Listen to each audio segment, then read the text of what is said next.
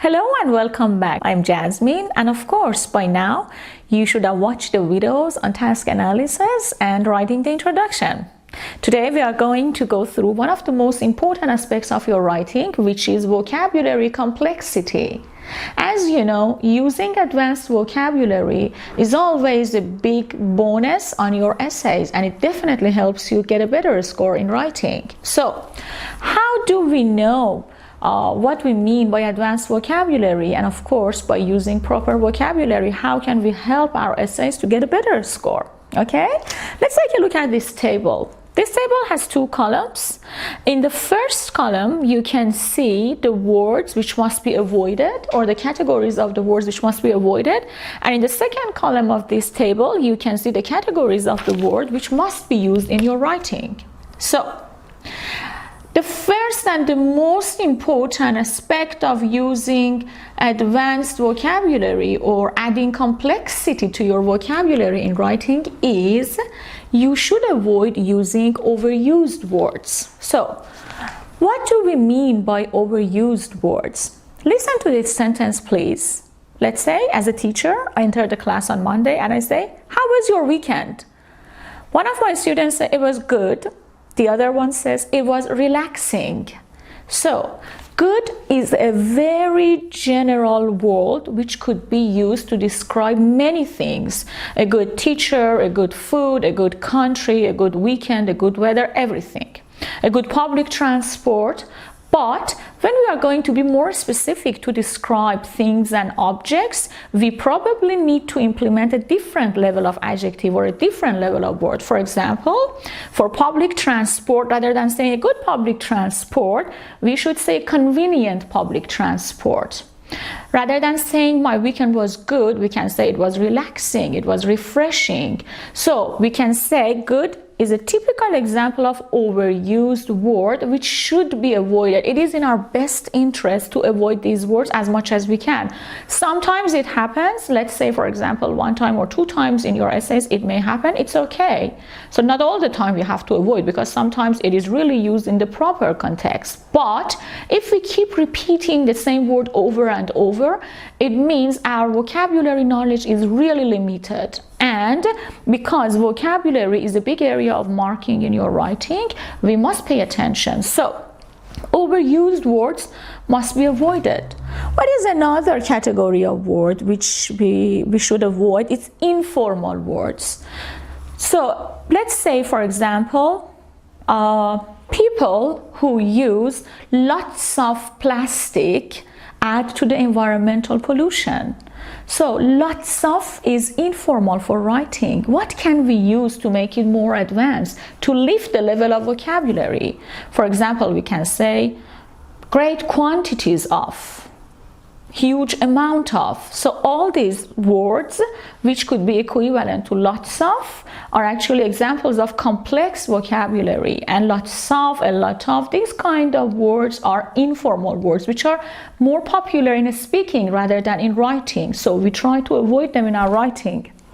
Now, how about the categories of words that we need to use or to implement in our writing? The first one is less common vocabulary. So unlike overused words, which can be used by anyone, anytime, anywhere, less common vocabulary or less common lexical items are those which cannot easily be used by everybody. So in fact, people who have a greater knowledge of vocabulary are able to implement less common. The same example as good public transport and convenient public transport. The same example, for example, here we say a good nature is good for our health. So again, good, good, good. Now, a life-giving nature is a valuable gift of life. So life-giving nature equivalent to good nature. So which one is less common? Life-giving is less common because not everybody can use it properly on the spot. Okay, so unlike overused words which could be used by anyone, anywhere, less common vocabulary requires a deeper level of thinking, because you have to think. Not the word that comes up very easily should be used. We have to think and to make it more advanced. Now, the other category of words which must be used in our writing is topic-related words and collocations. What do we mean by topic-related words and collocations? Look, as you have watched in your task analysis video and writing introduction, every topic, every essay topic in essay has got one subject, has got one focus. Let's say, for example, the focus of one essay is media violence. The impact of media violence on children's behavior.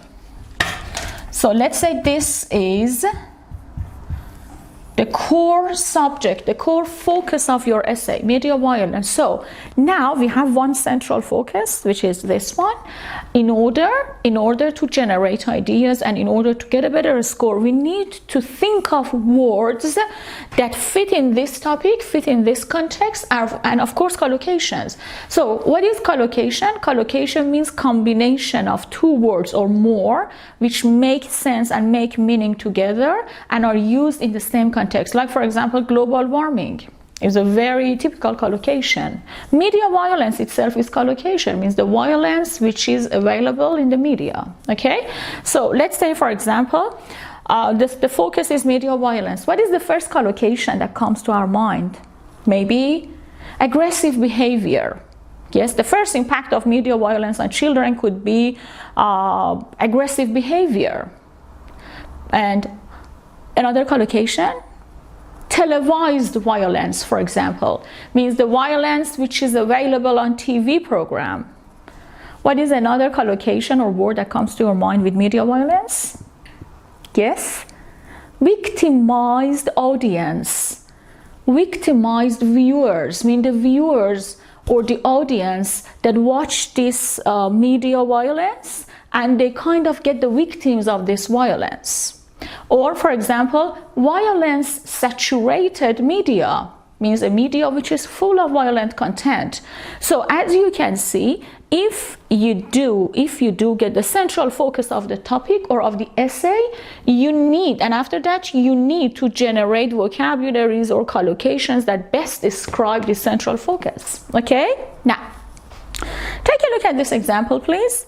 The one which is written in black. A good teacher must be able to use helpful teaching methods in classes.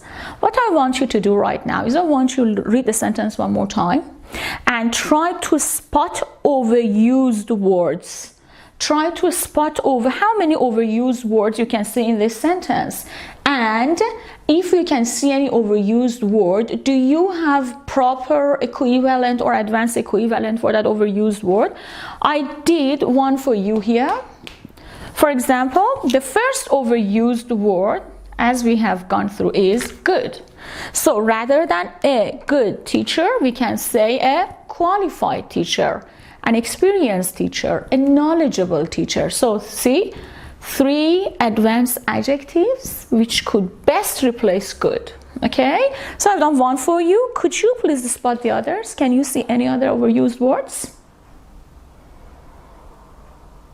Okay, how did you go? Yes, must be, a good teacher must be able to, I would say, use. Have you spotted this one? Helpful, which is like a very broad adjective. Methods. Okay, yes, we could spot 1, 2, 3, 4 overused words here. Now let's find advanced like equivalent for them. Use, what can we say instead of use? Again, use is a very broad term, is a very like broad vocabulary which could be implemented in different contexts. So again, which could be implemented. So one good equivalent for use is implement. Okay, which must be able to implement. Helpful, how about helpful? Rather than helpful, we can say, for example, proper, effective, research-based. So research-based, proper, and effective are all adjectives which could easily replace helpful, and of course are advanced adjectives. Teaching methods. So how about methods? Yes, we can say methodology, pedagogy, approaches.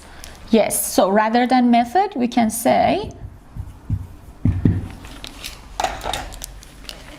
pedagogy, which means teaching methodology. approach or the word methodology itself is a very good one. So now at this stage, what you need to be doing is you need to download your worksheet of lexical resources complexity and try to spot overused or informal words and to find complex or advanced equivalents for them. Okay, thank you. So, as usual, please remember persistency, consistency, perseverance are all the key drivers to your success. Please make sure to check and keep up with the course outline and submit your assignments on time. The teachers are waiting for you. Bye for now.